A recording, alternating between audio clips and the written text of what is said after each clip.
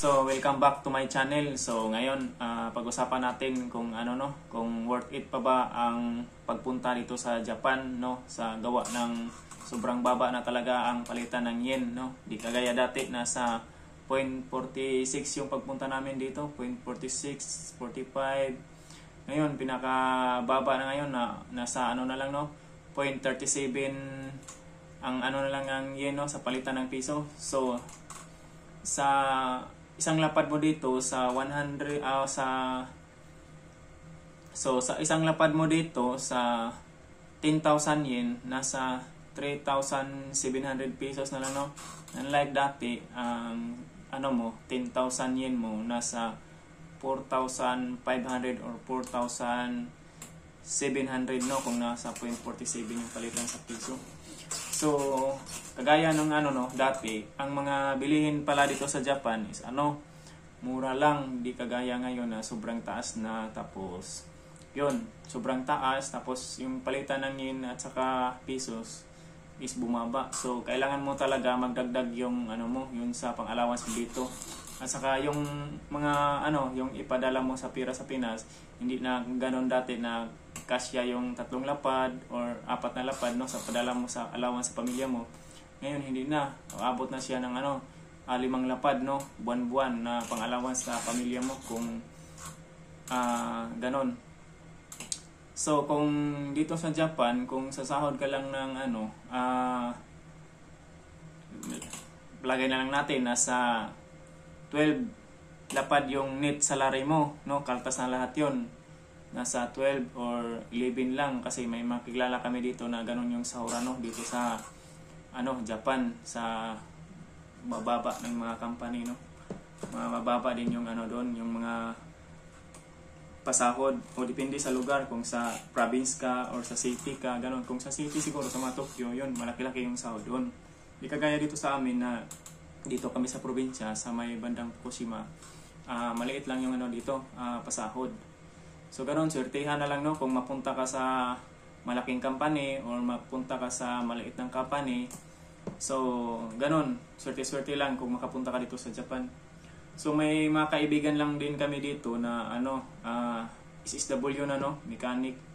O may mga kaibigan kami dito na hindi parehas ng trabaho namin. Mga SSW na sila, pero yung matatanggap na net salary nila is nasa lang 14 lapad. So hindi talaga kaparehas ng ibang company, no, kasi may mga ibang company naman dito na mga factory na makatanggap sila ng 20 lapad above, no, net salary nila yon. Gawa ng marami daw silang overtime. Dito sa amin wala naman kaming overtime, tapos yun, fix na yung araw namin, tapos magdepende lang yun sa sa holiday. Yun lang yung sa magdedepende yung namin sahod, kung pumasok kami sa mga diamond or holiday, Lunes, ganun. So yun lang, tumataas-taas yung namin salary. Pero kahit ganun, parang para sa akin lang, hindi naman ko sa iba, pero parang hindi pa rin ramdam talaga yung dito. Yung matatanggap mo, no? Sabihin na lang natin, minsan mag-limit kami ng 16, 17, 18, 19, ganun lapad, no? Depende lang sa pinapasukan mo. Minsan tatanggap kami ng 18, 19 lapad per month kasi extend kami. So ganon dapat kalaki yung ninit namin buwan-buwan, pero parang hindi mo pa rin ramdam, no? Para sa akin lang. Kasi mahal kasi yung bilihin dito.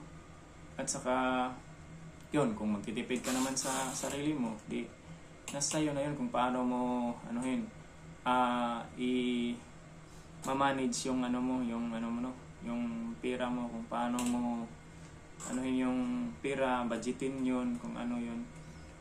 Siguro sa mahal ng bilihin dito, itong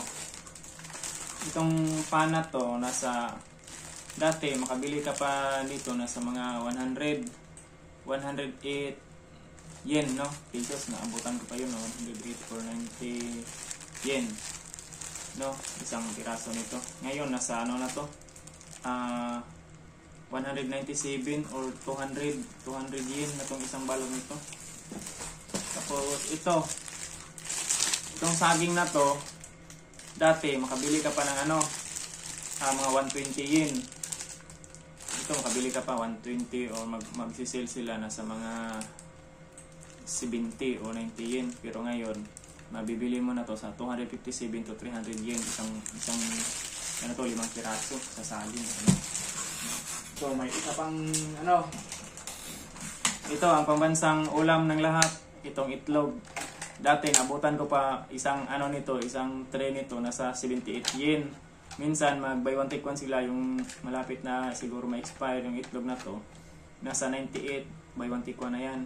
Ngayon, hindi mo na makikita ng 100. Ito na pinakamura nito nasa 250 yen or pinakamura sa ibang supermarket 300 yen, no? Depende sa mga supermarket, iba-iba kasing presyo dito sa mga supermarket.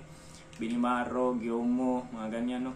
Depende. Pero ito sobra times 2 talaga yung mga dito ngayon. Presyuhan, no? Sa gawa ng malaki yung tax dito. Kasi din yung sinsi namin, umaangal na din sa nila sa tax daw. Sobrang laki na daw yung mga tax dito. Kaya ganon.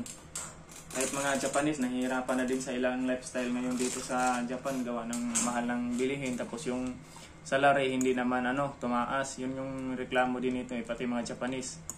Sabi nga nila, paspas daw kayo ni taas ang mga tax dito, pero yung naman, salary naman, hindi naman daw tumaas. Ganon yung isang problema dito ngayon sa Japan. So kung nagbabalak ka na pumunta dito sa Japan, makapunta ka pa din, pero ito lang talaga yung reality, no? Sinasabi ko lang sa inyo na yun talaga yung reality dito sa Japan. Kung may makita kayong mga ibang vlog dyan na ganun, okay pa man din. Pero para sa akin lang, no, kung wala ka bang ibang experience na galing abroad, okay pa naman dito sa Japan. Kasi gusto mo itong gawing stepping stone. Kasi yung mga kasama kong yung hindi nag-extend, hindi na bumalik dito. Nandoon na sila sa New Zealand, halos lahat. Kami lang nag-extend kasi kami, yung time na yun nagigipit kami din. Wala kaming masyadong ipon pa kasi may minauna pa kaming mga properties na binibili namin, no? So ngayon, siguro pagtapos ng kontrata dito, ayaw ko na talagang bumalik dito. Gawa ng ganun. Mahirap ang trabaho, tapos yung pa ng yen, ang baba ng palitan, no? Siguro bumalik naman ako dito. Siguro kung pumapalo na yung palitan ng 0.45-46, yun, worth it na yun na bumalik dito sa Japan. Pero pag ganitong palitan nasa 37, di pa nga umabot ng 38-39, mahirap, sakit sa damdamin, no? Kung dito ka lang palagi sa Japan, no, na ganun para man din. So mahirap ka kapag ipon gawa ng maliit yung palitan, no? So yan lang. Yan lang ang papayo ko sa iyo. So good luck sa mga gustong nag-a-apply dito sa Japan, at saka sana makapunta kayo, no, at ma-enjoy mo yung Japan na 4 seasons sa Japan, no, gagaya sa amin. Experience namin lahat yon, gawa ng andito kami sa bandang Fukushima. So lahat snow. Yan, autumn ngayon, taglamig na ngayon, tag-autumn na ngayon. So yan, no, good luck. So God bless.